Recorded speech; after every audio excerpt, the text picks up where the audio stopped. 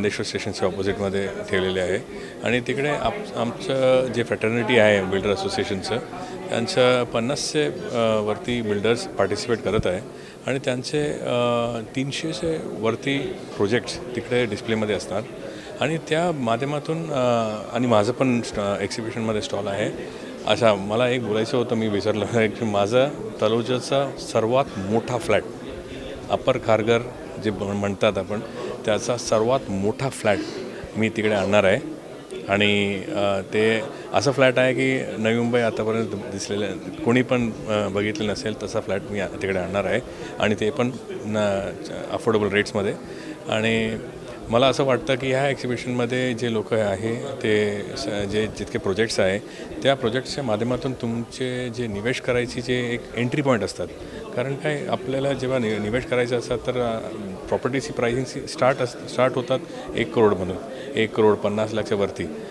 आमच्याकडे रायगड झोनमध्ये आमच्याकडे ऑप्शन्स आहे तितके हे जे प्रॉपर्टीचे जे प्राईस राईज होणार आहे, ॲप्रिसिएशन होणार आहे, ते आपल्याला त्याच्यात एक भागीदार होण्यासाठी आपल्याला एक प्रॉपर्टी पाहिजे आणि ते प्रॉपर्टीचा निवेश करायला आपल्याकडे जास्त पैसे नाही टाकायचा. मी पण बोलतो की तुम्ही निवेश करत असताना एक 35 लाखचे आणि 50 लाखच्या रेंजमध्ये तुम्ही इन्व्हेस्ट करा आणि त्या इन्व्हेस्टचा ऑपॉर्च्युनिटी फक्त रायगडमध्ये आहे.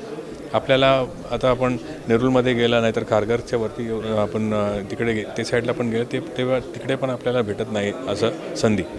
आणि मी सर्वांना विनंती करतात की ह्या एक्झिबिशनमध्ये तुम्ही पार्टिसिपेट करा आणि याचा लाभ घ्या. इकडे डिस्काउंट्स आहे आणि प्लस आपलं नवी मुंबईचे जो बिल्डर असोसिएशन आहे ते पण तिकडे लकी ड्रॉ ठेवतात.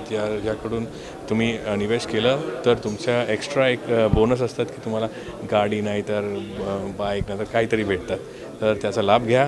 या एक्झिबिशनमध्ये मला जितके माहीत आहे आणि मी जितके लोकांशी बोललेलं आहे आणि त्यांचे पण प्रोजेक्ट्स आहे, मला हे वाटतं की त्याच्यात 12.5% plots, free hold plots, lease hold plots, society plots, tender plots आणि नैनामध्ये जे प्लॉट असेल, MSRDCचे जे मोठे मोठे प्रोजेक्ट्स आहेत ते पण आहे.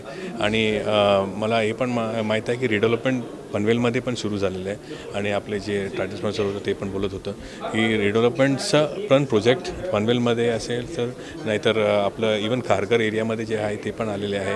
आणि मला वाटतं लोकांना एक वाईड रेंज ऑफ सिलेक्शनचा एक ऑपॉर्च्युनिटी भेटणार इकडे आणि this is one of a kind. मला वाटतं की ह्या एक्झिबिशनमध्ये आपले जो प्रिव्हियस एक्झिबिशन झालं होतं वाशीमध्ये त्याच्याऐवजी इकडे जास्त लोक येणार आहे. कारण सर्वांना माहीत आहे की इकडे मला एक निवेश करण्याचा जो विंडो आहे त्याचा एक लोवेस्ट एंट्री पॉईंट मला भेटतील इकडे. तर सगळं प्रॉपर्टीजचं पण ॲक्सेस आहे आणि प्राईसचं पण ॲक्सेस आहे. Welcome everyone. जय हिंद, जय महाराष्ट्र.